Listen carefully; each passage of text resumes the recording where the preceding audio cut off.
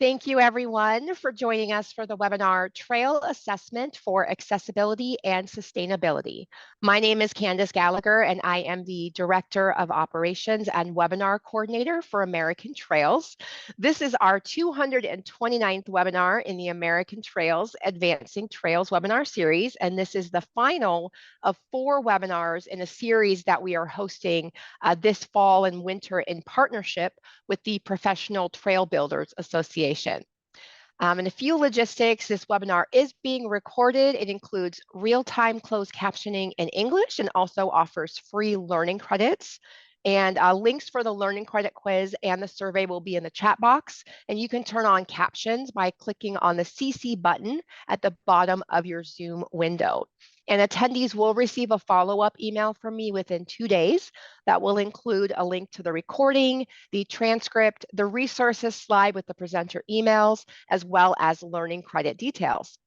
And I would like to thank our main sponsor for today's webinar, Mass Trails, as well as our additional webinar partners that include Visit Long Beach Peninsula, iZone Imaging, as well as our federal agency partners that include the Bureau of Land Management, the National Park Service, and the USDA Forest Service. And I'm happy to introduce our presenter today. We have Peter Jensen, who is trail builder and trail planner and builder with Peter S. Jensen and Associates. And before I pass controls over to Peter, I'm going to go ahead and give it to Erin Kay, who's the Executive Director of PTBA, to say a few words. Thanks, Candace. We're excited that this is the 4th webinar that we've done in partnership with American Trails this year, and we're already planning for next year. So it's been really great. And thanks for everyone for joining us. I just wanted to give a quick introduction about what PTBA is. We are the trade association for the trail industry. We represent professional trail contractors, designers, and consultants. We currently have more than 130 private sector companies who employ more than 2,000 trail builders worldwide. As an organization, our focus is really kind of to support the community of PTBA member companies, to promote quality and professionalism in the trail industry, and to inspire and engage the next generation of trail professionals. Our numbers just came in for 2023, so I just wanted to share this big number of PTBA member companies. Of those more than 130, they worked more than 2.5 million hours on trails in 2023. So we just have, it's a huge impact. It led to 1,500 miles of trails being built and more than 2,700 miles of trails being designed just by our member companies. I'm pleased to introduce Peter. He is truly a legend in the trail industry. His work over the past decades has left a legacy on the ground, and especially amidst the trail community, as a leader, educator, and mentor to so many. So without any delay, I'm pleased to turn it over to Peter. Thank you, Erin. And I guess I'm going to be sharing my screen at this point. So today what I'm going to focus on is this trail assessment for accessibility and sustainability.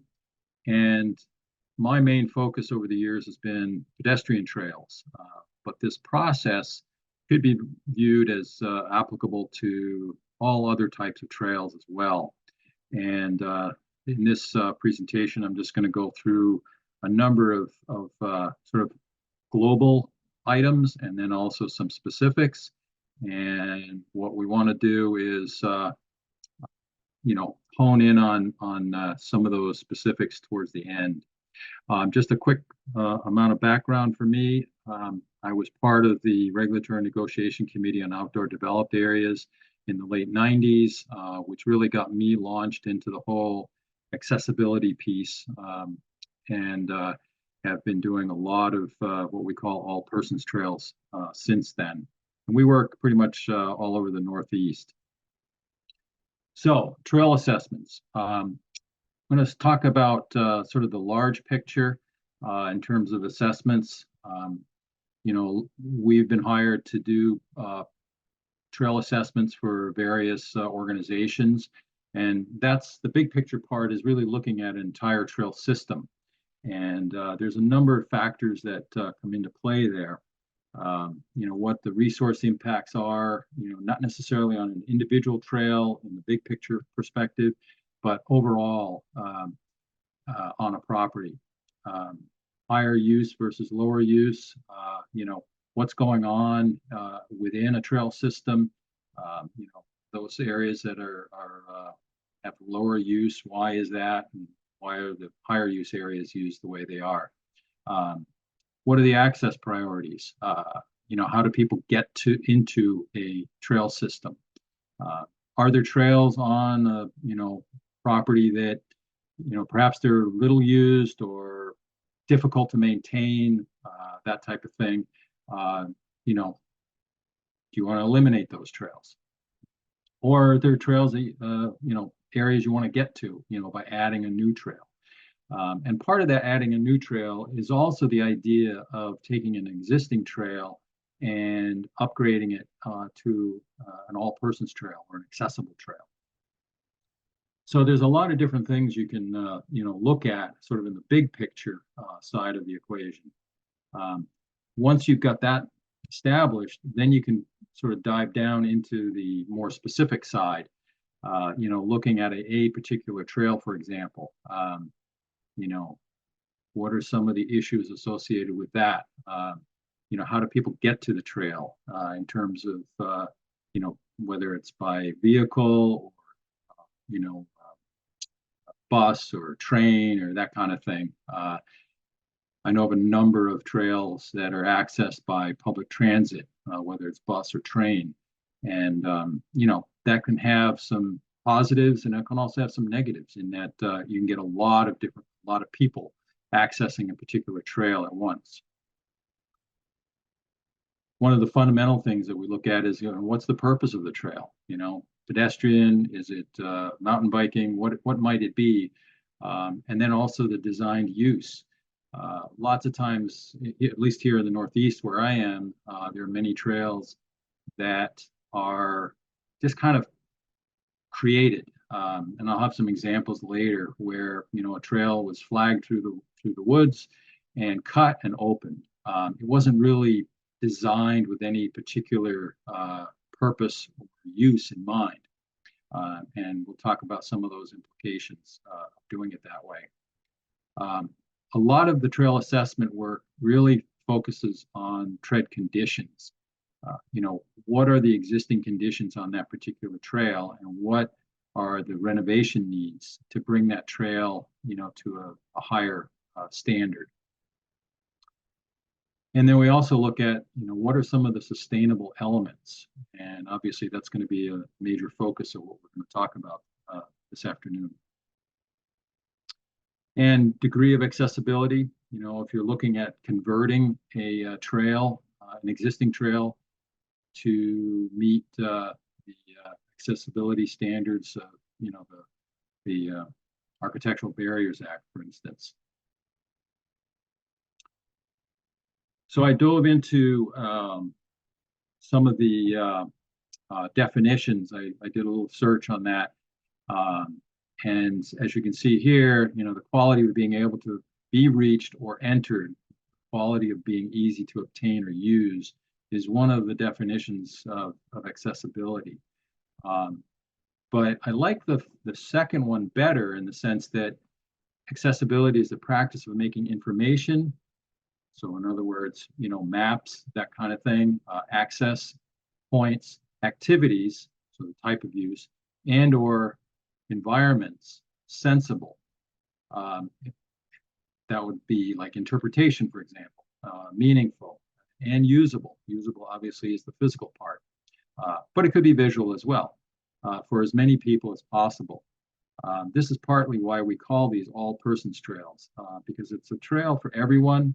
And then you can add on to that, the interpretive side of it, if that's desired. Then there's also the 4 principles of accessibility, and this acronym of POUR. And I can't quite see this on the bottom of my screen, but you can see it. But robust is really the word I want to focus on here, and that ties directly to sustainability as well. So some of the things we're going to talk about. mentioned all persons trails. We're also going to dive into sustainability science, which leads us to trail sustainability, and then a bit about trail assessments, and also some trail construction. Now, all of this is important. You might wonder, well, why are we going to talk about trail construction? Well, to adequately assess a trail for both sustainability and condition, you need to understand a little bit about trail construction as well. And so that's why we've got that here on this list. So to start with all persons trails, I mentioned the Architectural Barriers Act, the standards, which is Section 1017. It covers trails. And the ABA was actually created in 1968. And it has been updated since then with the guidelines that the U.S. Access Board developed through the regulatory negotiation process in the late 90s, what I mentioned at the beginning. And the U.S. Forest Service took those and created their own set of trail accessibility guidelines in the early 2000s. This was part of, there was some threatened court action if they didn't do that. And so that's what developed their set of guidelines known as FS-TAG, Forest Service Trail Accessibility Guidelines. And whether you look at the ABA or the Forest Service Trail Accessibility Guidelines, there are two basic components. And I'm not going to dive very deeply into this because I typically do a 2-day session on this kind of thing. So the technical trail requirements and then also conditions for exceptions. And in terms of the, this is the publication, and this is available from the Forest Service. For those of you who may not be familiar with this, it's also available online. And these trail standards for accessibility are required whenever federal agencies are proposing new trails. So as an example, I worked 10 years ago on a relocation of the Appalachian National Scenic Trail in Pennsylvania. And one of the things that we looked at was, okay, what part or portion or all of that relocation, because it was on National Park Service land, could meet these trail accessibility guidelines. And it turns out that we were able to develop a portion of it that created meaningful access on that section of the Appalachian National Scenic Trail. And for others, you know, land trusts, state agencies, counties, towns, these really serve as best practices. And there are a number of states and others that have also developed or accepted these as part of their process for trail development. So to talk about the technical trail requirements, there are 10 of them. And we're going to briefly talk about surface, clear tread width, slopes. We're not going to really we won't get into resting intervals or passing spaces. We will touch on tread obstacles, things like protruding objects. We'll mention that a little bit as well as trail signs. But as I mentioned, these are all in the Forest Service Trail Accessibility Guidelines publication. So surface, that's a very important piece.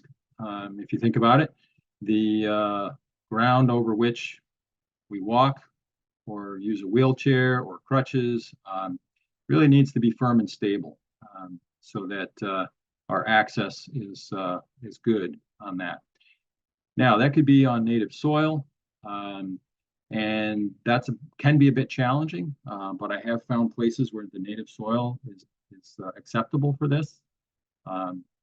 Other times you can stabilize, there are various types of products out there for stabilizing native materials, or if you end up importing materials, then sometimes those can be stabilized, or in the case of a lot of what we do here in the Northeast, because of our freeze-thaw cycles, we end up using just a either 3/8 or a 1/2 inch minus crushed aggregates to create a firm and stable surface. Another important aspect is clear tread width. 36 inches is the minimum. And as you're probably already beginning to realize here, that these are essentially constructed aspects. You know, the surface, we're manipulating what's there, we're bringing material in. The tread width is something that we control through construction. And then we have slopes. There we have, you know, the running slope, which is B on your screen, and A being the cross slope. And these are really the two key elements of creating accessibility and sustainability on these types of trails. We'll get into more of that in a minute. Cross slope, there's a 5% maximum.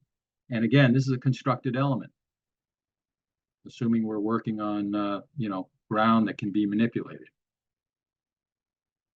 So herein lies the crux of the slopes. I'm not going to get into much detail here other than to say that, you know, these 4 different ranges here are the keys to creating a sustainable trail as well as an accessible trail.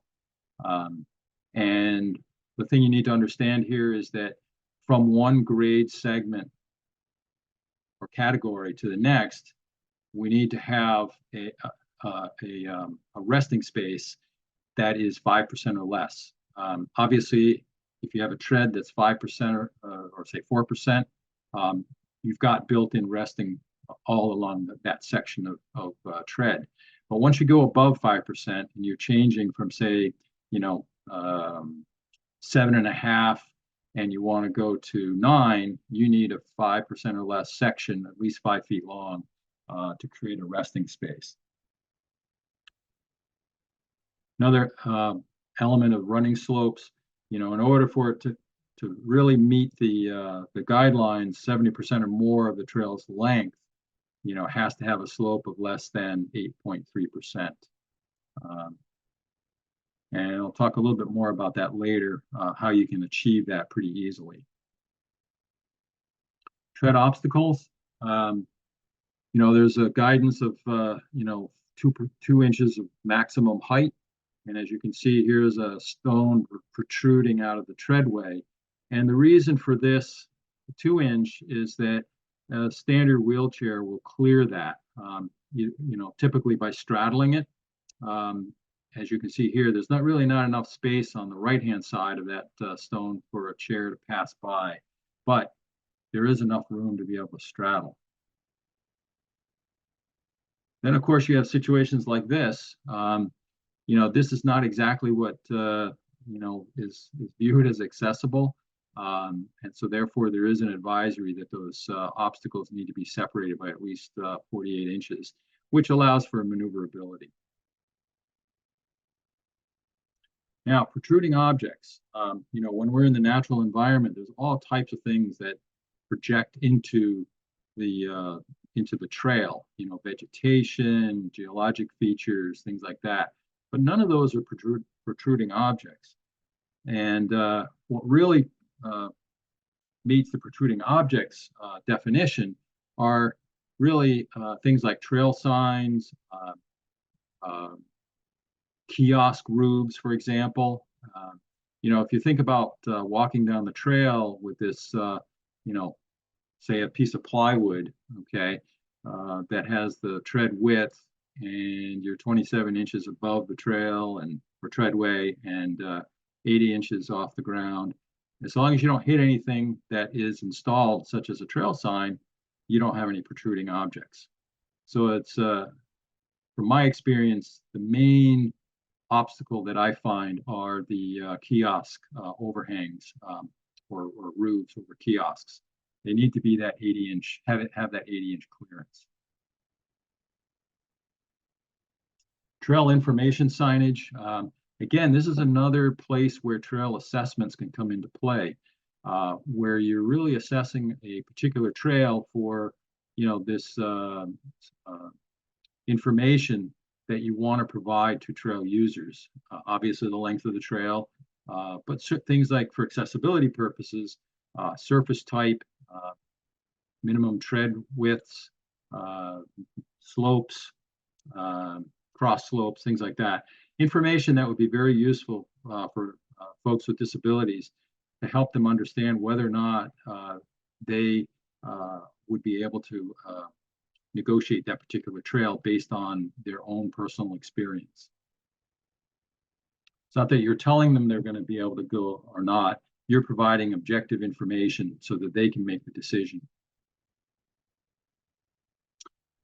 Earlier, I mentioned about the exceptions, and there are two categories: general exception 1 and general exception 2.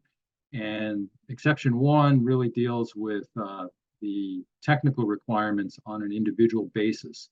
For example, I'll move on to the next slide here because this is kind of illustrative of this. You know, compliance would alter the nature of the setting. So, for example, in this alpine setting, you know, if you were to install, you know, a tread surface that just doesn't really work in this setting, you know, it's a place where you would have an exception. The trail could still be 36 inches wide minimum. Obviously here you probably have some issues with tread obstacles, but the idea is that you're looking at each of the technical requirements on an individual basis. Versus when we get to general exception 2, now we're talking about these more extreme situations. For example, that first one, combination of running slope and cross slope exceeds 40% over 20 feet. The RegNeg committee back in the late 90s decided that this was essentially a showstopper. It just didn't make sense to have a trail comply with the guidelines if you have this kind of a situation. And what I mean by that is beyond that particular location. And as an example of that, here we have, you know, the extreme running slope and cross slope. You meet the tread width, but it's the slopes that are sort of the showstopper here.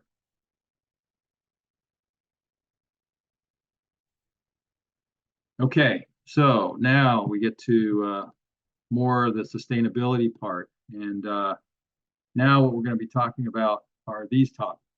We're going to get into sustainability science and some of the guidance and data that's available.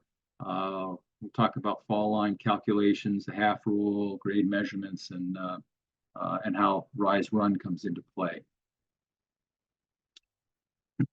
Many of you may be familiar with this, assessing the influence of sustainable trail design and maintenance on soil loss, which was a multi-year research project conducted by Dr. Jeff Marion and Jeremy Wimpy.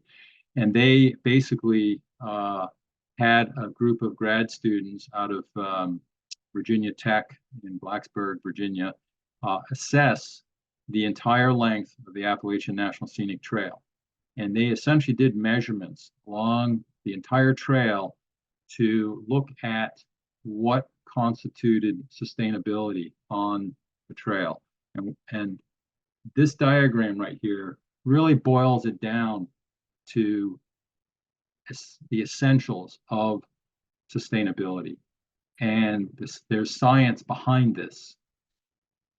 So I'm going to spend a few minutes on this because I want folks to really understand this. This is such an important piece of our trail science. So looking at the right-hand side under trail profile, I'm sure everybody's familiar with that entrenched treadway.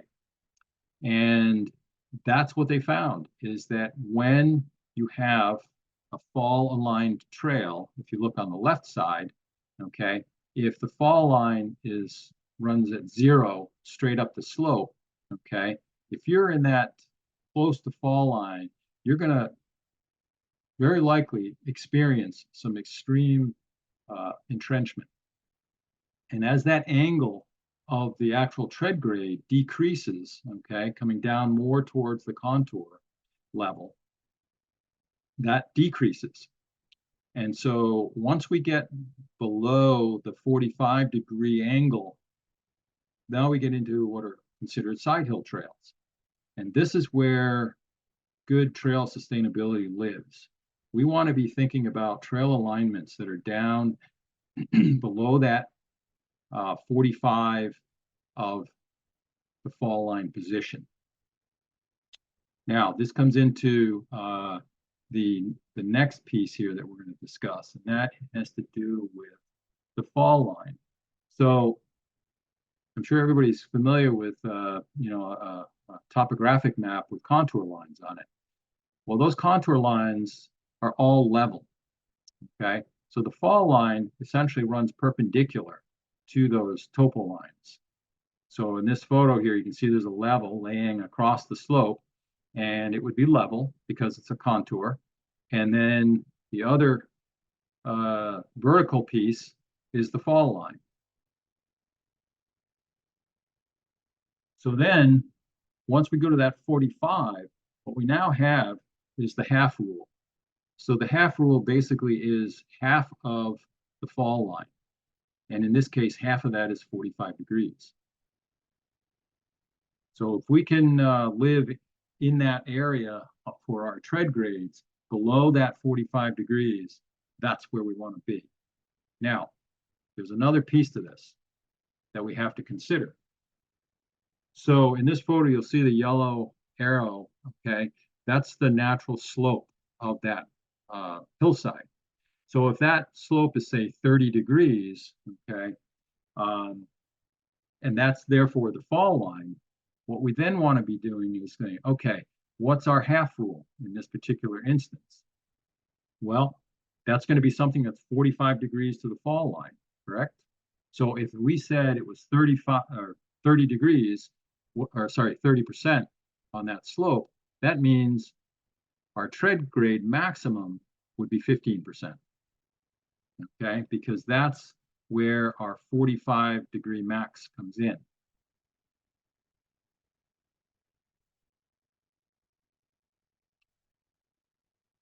And part of that, is also measuring grades. And you can see here, I'm measuring a grade just as an example.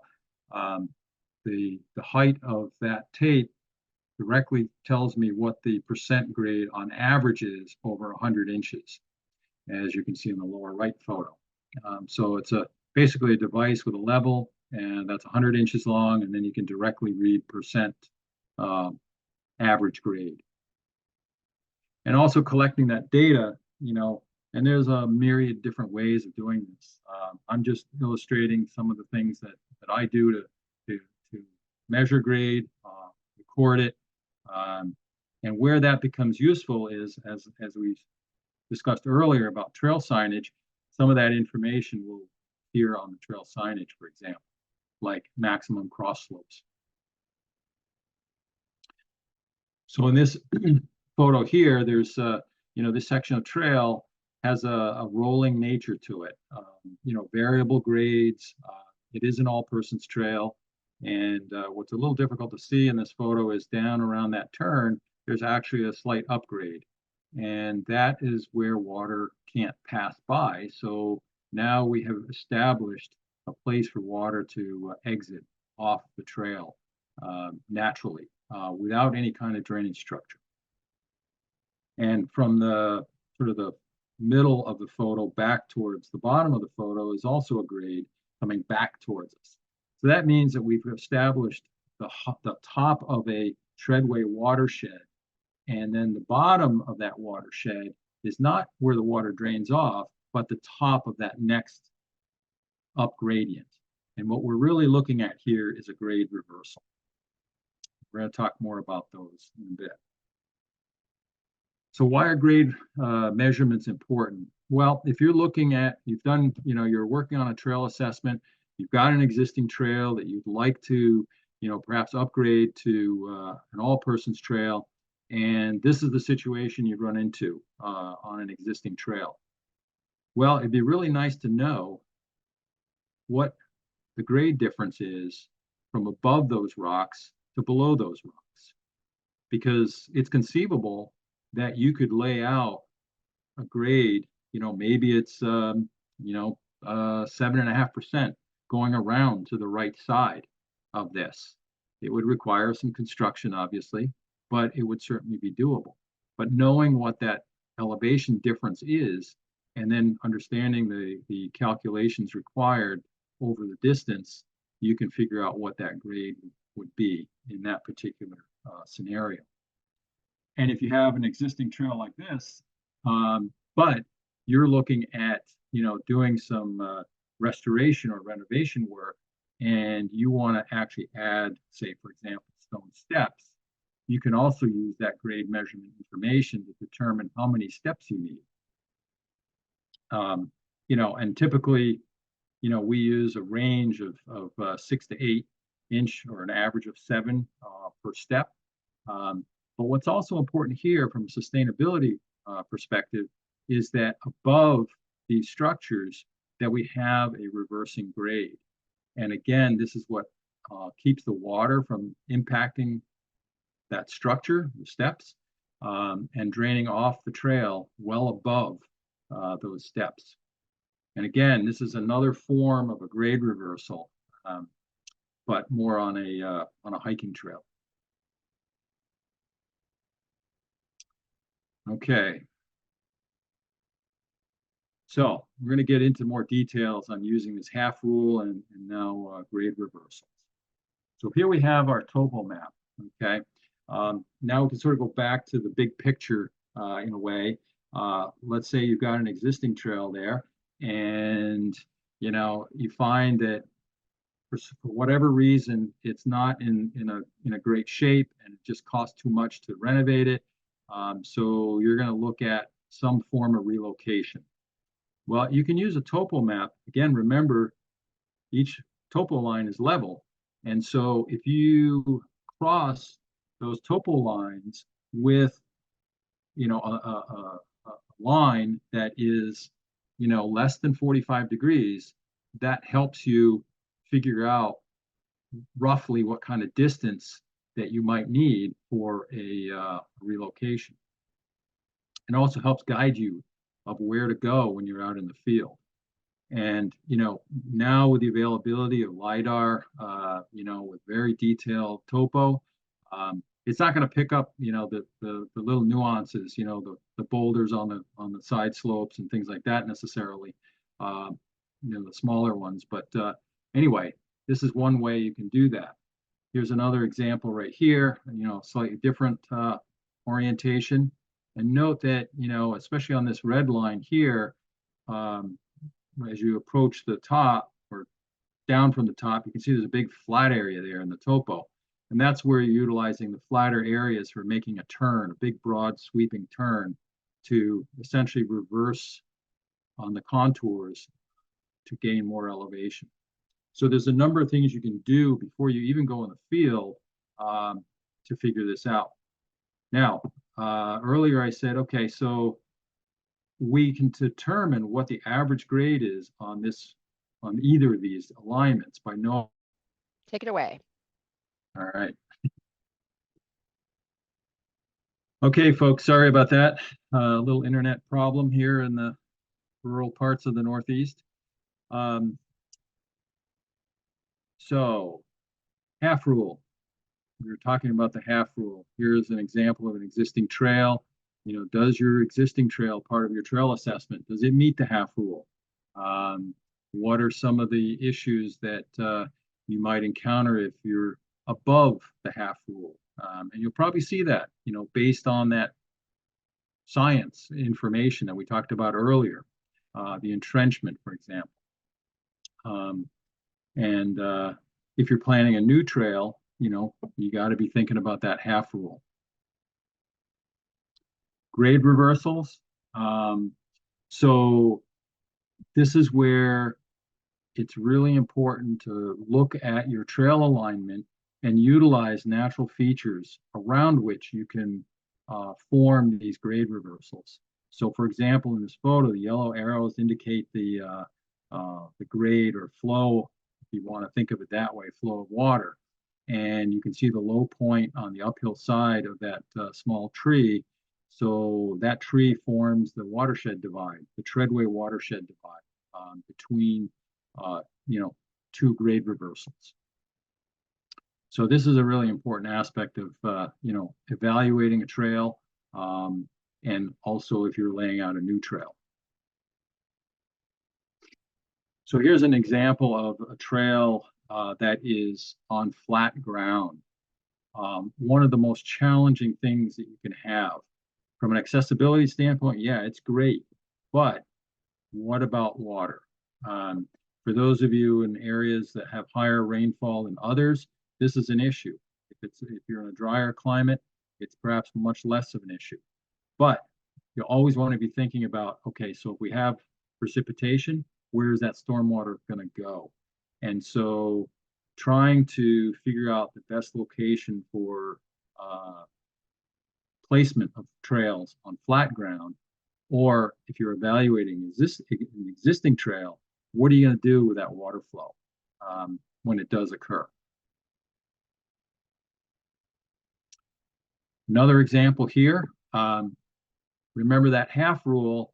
If you need to go up a slope, well, here's a situation where you can exceed that half rule because you can utilize all that material, which is very sustainable in that it's stone, and you can actually increase. So if you get yourself or identify a place on a property where you need to gain elevation, I would seek out places like this where if you are considering a regular hiking trail, you could actually build stone steps into something like this. In the event of all persons trail passing through something like this, it would be a matter of moving stones out of the way, and then crushing and filling and then getting your surfacing across there, assuming that it's not going to be altering the setting too much from what you're really desiring to create. Another example here, again, good side hill alignment, and you can see the grade of this trail is well below the slope grade. And so that's part of the reason for it being a sustainable alignment. Here's another example of, working through a pile of stone to create an alignment that could meet the all persons trail requirements. Obviously, the surface needs to be improved, but that is something then that could be imported. Or if you're lucky enough to have large slabs of stone that you could essentially stone pave it with, that would work as well. Okay, so what about unsustainable tread and accessibility impacts? Soil erosion is the obvious one. We also get vegetation impacts, on the sides of trails. I'll have an example of that here in a minute. But then there's also things like habitat damage that the trail is passing through. What impacts might there be there? An example there would be, I recall a trail in Connecticut that I looked at one time and got chased for about a half a mile by a goshawk because it was its nesting habitat. So there's those kinds of impacts that come into play as well in a trail assessment process. Obviously, poor recreation experience is a big one as well. Increased maintenance. This is one that, anybody who has a trail system is concerned about. What's it going to take to maintain this? And then, of course, safety issues can come into play as well as other factors. So here's an example, what are the issues on this particular section of trail? Well, we've got, obviously there's water flow and entrenchment, lack of grade reversals, trail widening because of the user response. For some reason, Homo sapien doesn't like to get their feet wet. And so, folks gravitate out of the actual treadway where the water is flowing and walk on the sides. So here's a section of trail which was just flagged and cut and opened. And I want to illustrate here, I'm going to draw on this particular drawing. The original alignment to me looks like it was right here, okay? But you can see what the user response has been over time. And you can see the primary path right now is doing something like this. And why is that? Well, typically things like this occur because the tread was never built. This should have been a bench cut to actually excavate out a treadway to really focus the hiker traffic in one particular location. And so as the rocks and roots were exposed, people tended to walk around that along the red line. So these are some of the things that come into play when we're doing something like that. Okay, another example here. You can see the amount of entrenchment here. It's probably 6, maybe 8 inches of material that has been eroded away. And this is an old road. And this was utilized, it was viewed as the low-hanging fruit to locate a trail. I end up doing a lot of trail assessments where the trails are located on old roads. And this is a very classic example of what I see. And there are some things we can do to make this a little more sustainable. One of them is to add these little short relocations that puts the trail steeper grade up and over, and then back onto the existing tread. But this requires blocking the existing trail, with some kind of large objects, the excavated material from a bench cut, a number of things. It's not an ideal scenario. The best scenario here would be to look at an entire relocation of this. Some trail builders out there will say, well, yeah, I can fix that. Bring in a big excavator and really reshape this. There's a whole process of, road to trail conversion as well. And that could work here as well, but it would require, some significant movement of material to do that.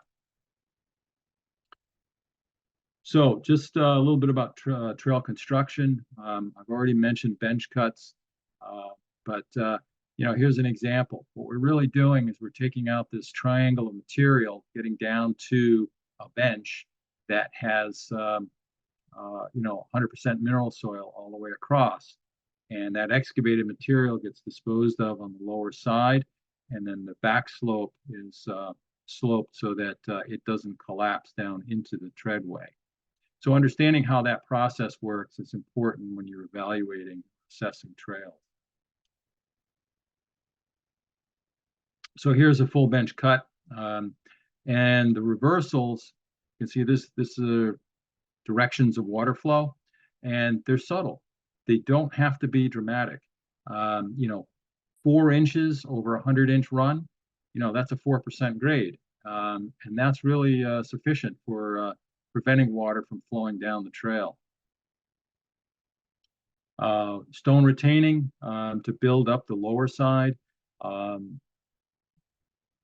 because of the side slope being steep enough that it requires this. And sometimes the retaining happens on the uphill side as well.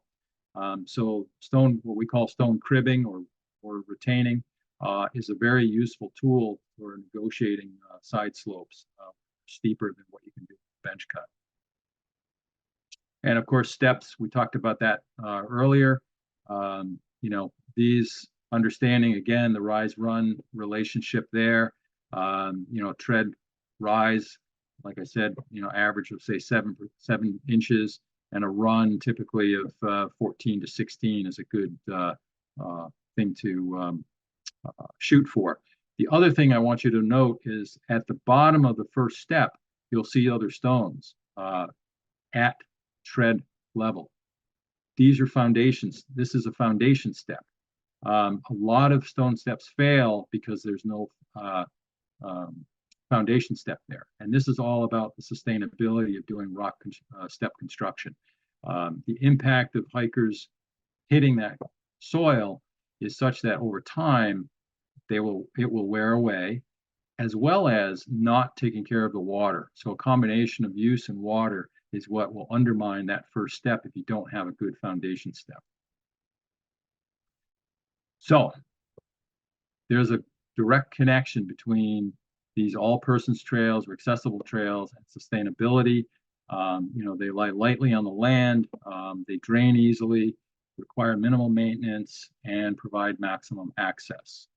So I think with that, I'm going to say time for questions.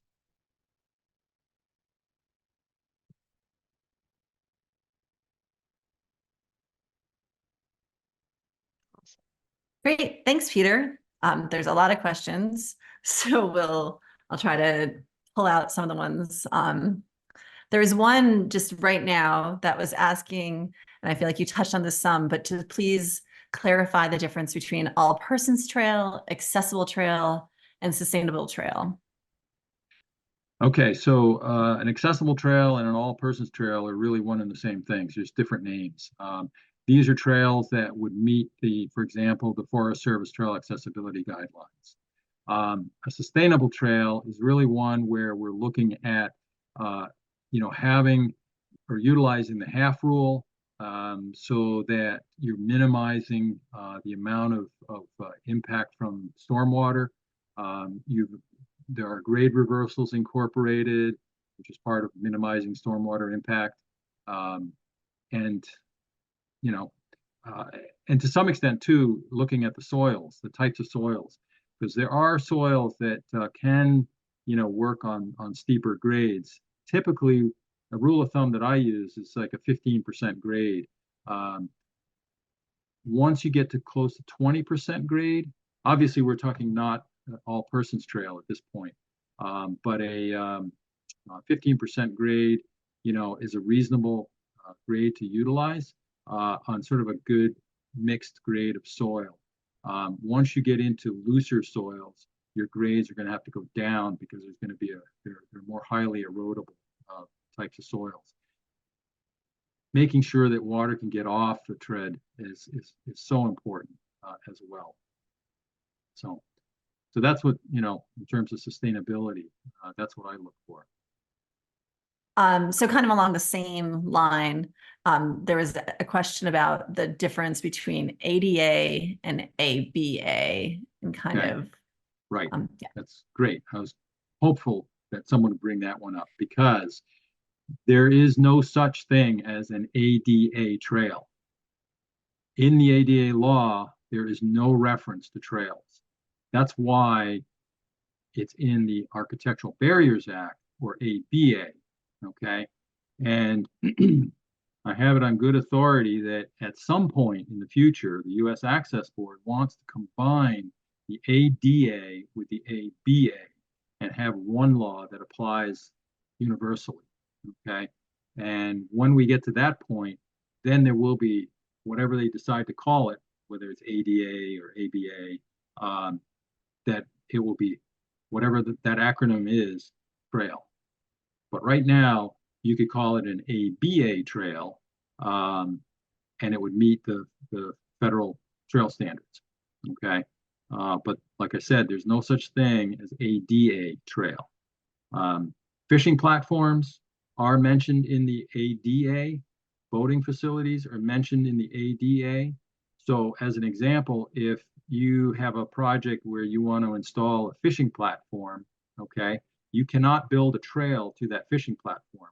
You actually have to build an access route, which has much stricter requirements. There's another question kind of related to that about the exceptions that you talked about. Mm-hmm. And so the statement is the exceptions are only to be taken for sections of the trail. Can you talk about this again? This is something that's not well understood. Right. Yeah, that's why we do this over in a 2-day class. So let's say, for example, you're trying to work with native soil for your surface, okay? And you're coming along and then you hit, perhaps it's a moist or wetter spot for, a few feet. So you document that and say, we don't have firm and stable for, 10 feet.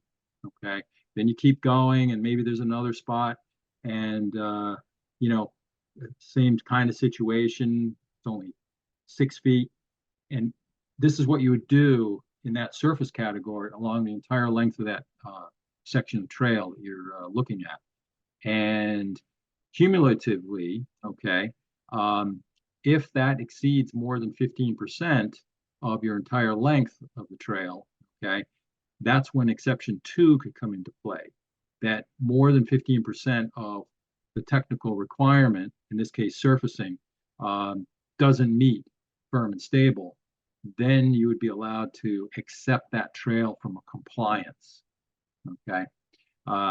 Now, the guidance is that if you're doing the best you can in that situation with that native soil, then go for it. It's just, the other thing we have to consider here is what are the abilities of the trail users? Some users are amazing to get out there in the woods on all types of trails, and they have disabilities. But there's plenty of those types of trails out there for folks like that as well. And so the purpose of an all-persons trail is really that it's for everybody, not just folks with disabilities, but families. Think about a young child in a stroller, young children, things like that. So that's the reason for utilizing exceptions. So there's a question kind of that flows from that in terms of kind of all the new mobility devices about, hand bikes, and they can travel more challenging terrain, and just kind of how does that play into this conversation?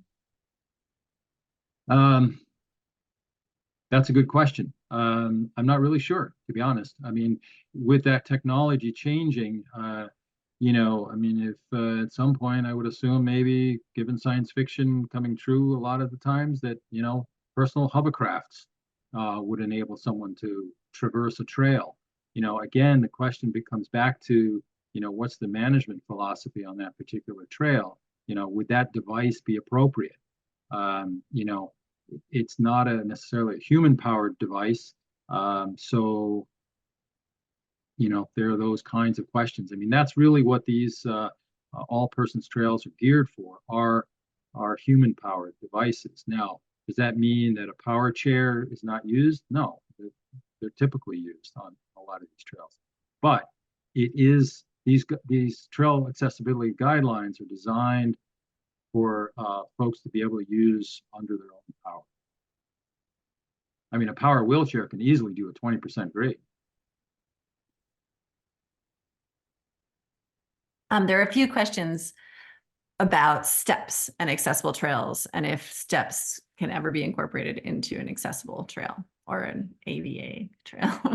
Well, typically no. If you're creating a route, I get this question once in a while. For example, I had that topo map that showed that turn, or sometimes a switchback, for example. You might be doing an all-persons trail that has a switchback in it. But anybody else who's not willing to follow the trail but wants to, basically cut the switchback. I've had this question where, well, can't we just build stone steps there? Well, the idea is it's an all-persons trail, and folks should be using that. And I would definitely avoid switchbacks, all possible, in a situation like that, so that, you're not going to have a trail that meets the trail standards that have steps. That's really the bottom line. Somebody asked if you discussed water bars at all, or if you use water bars. Nope, I don't think I've installed a water bar in 20 years. And the reason for that, it's a structure, okay? And from an accessibility standpoint, it just doesn't work. Yeah, there are certain designs, but that makes the maintenance all the more arduous. That's where the grade reversals come in. Those are the preferred methods of getting water off of a trail. And I don't refer to it as a structure, because it's, yeah, you build it through a bench cut, for example, utilizing a bench cut, but it's really a design feature. And that's the important part, I think, there, because it's going to reduce the cost of constructing a trail too. I mean, you don't have, and the maintenance is reduced as well. There's a question or a couple questions about tread surfacing. Mm-hmm. In kind of your preferred, one question was about low maintenance options. Another question is about the impact of using crushed limestone and the change in the pH to the local environment. So just in terms of what's your preference and what do you see as best practices for materials for tread surfacing? Okay. The preferred material that we use is, as I mentioned earlier, it's from a hard rock quarry that is crushed down to either 1/2 inch or 3/8 inch that will pass through a screen, 3/8 or 1/2 inch screen. So, and minus, so you get all the fines down below that particle size.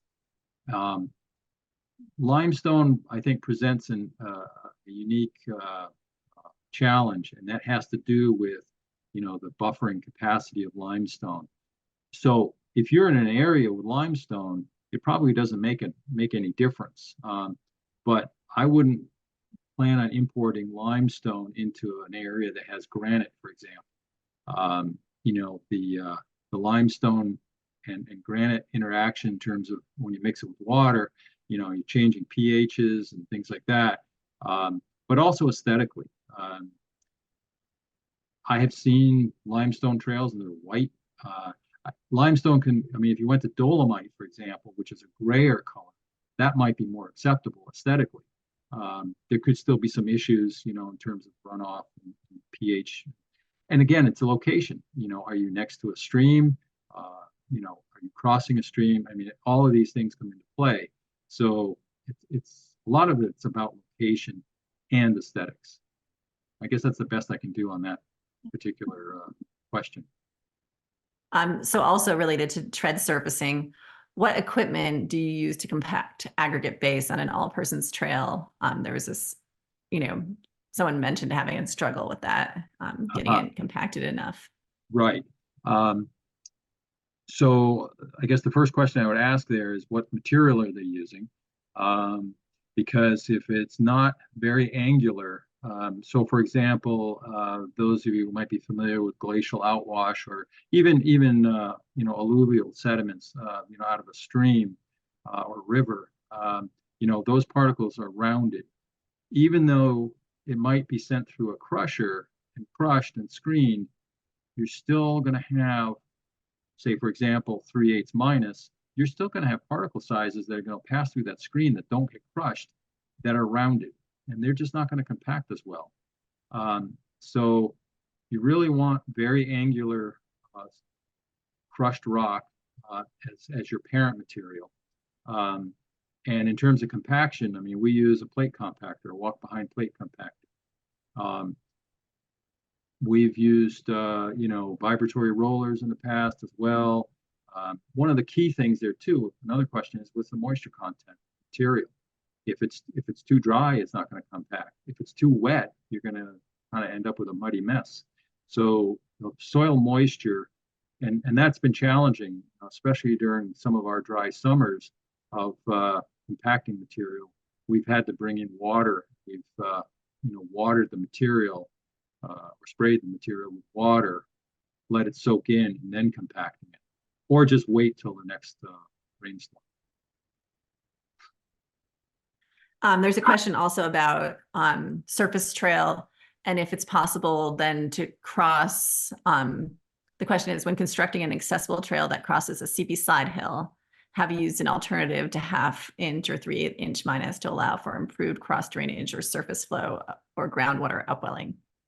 Okay, so we didn't get into that. That's more construction, presentation. But on a hillside like that, what we would then end up doing is creating what we call a drainage lens.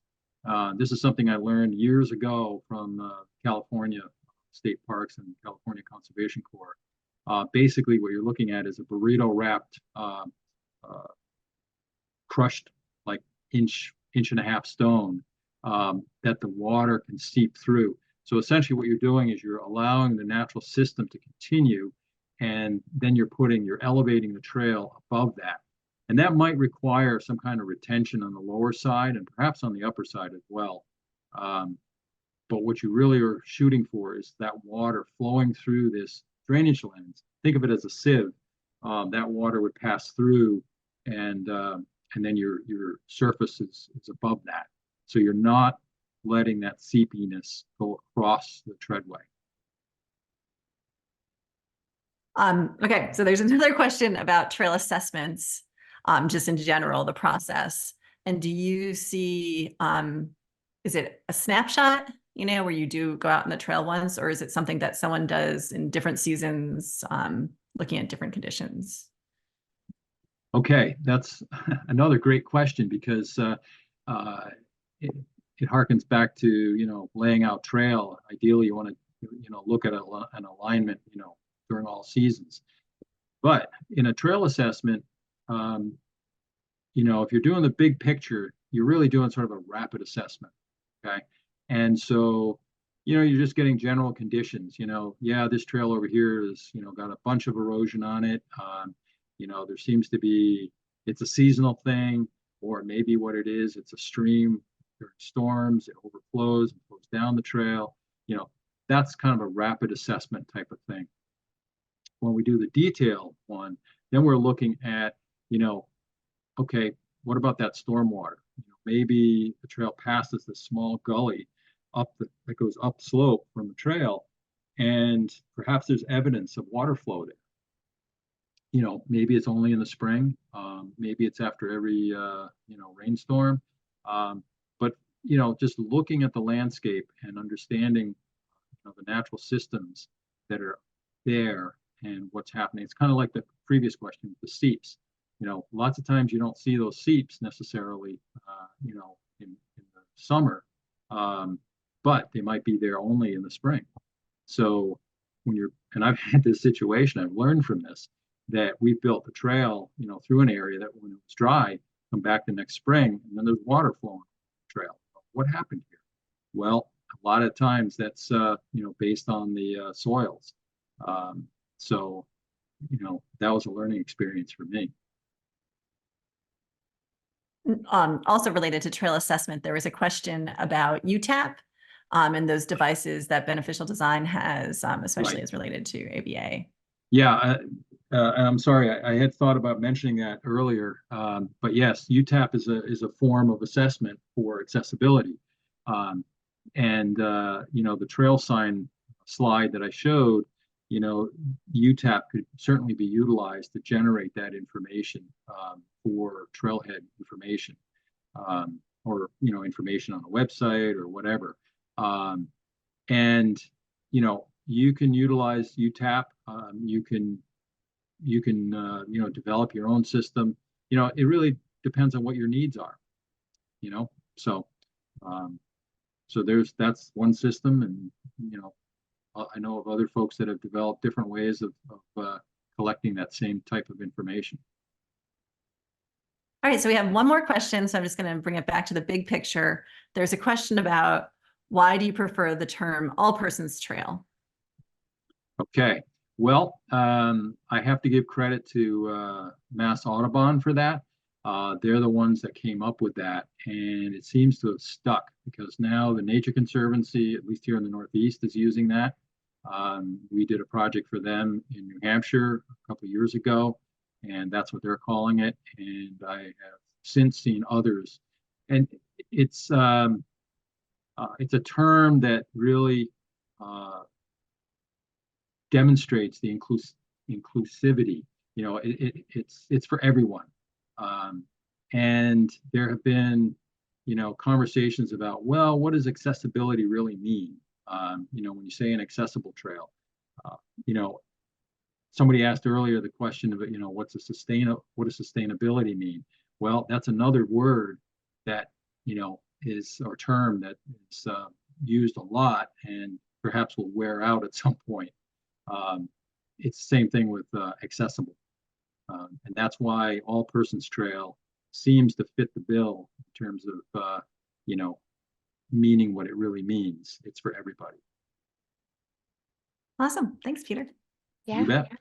Thank you so much, Peter, and thank you to the attendees that are still hanging on there. We will be editing this recording so we can, you know, get out the part where we were kind of filling space. So, and we will be sharing that link to the recording along with the transcript and this resources slide that you see here with attendees within a few days, as soon as we have all that information finalized. So thank you again so much, Peter. I really appreciate you as well, Erin, for helping coordinate this webinar and getting this all together. We look forward to doing it with you next fall, winter.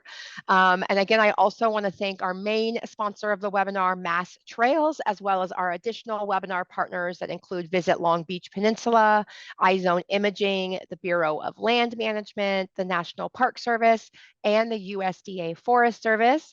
And I know I've already mentioned this, the first 4 people, I definitely will be sharing a Trail Boss mug and our Happy Trails coaster and stickers. And for anyone else that donates now and past the 4, I will also draw one at random for an additional mug. So I'll be sharing 5 of them. Again, texting I'm for Trails to 44321. And thank you so much for supporting our Advancing Trails webinar series. And we hope you'll join us for next week's webinar in our webinar series. And a reminder to subscribe to our YouTube channel at youtube.com/American Trails, where you will get a notification when we go live every Thursday, as well as where all of the recordings for our webinars are housed. So thank you again to everyone for attending. I hope you all enjoy the rest of your day and happy trails.